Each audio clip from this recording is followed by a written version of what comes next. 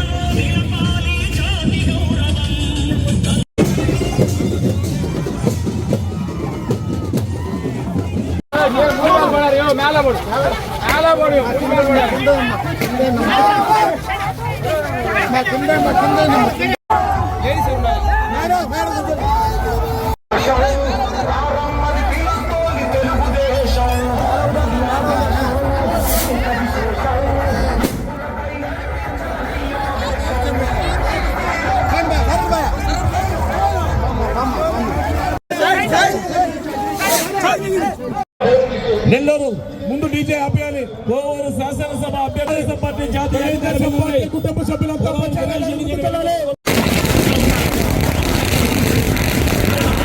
DJ ఆపాలి. బాబు DJ అందరూ ముందుకు నడవాలి. అమ్మా నడవండి అమ్మా.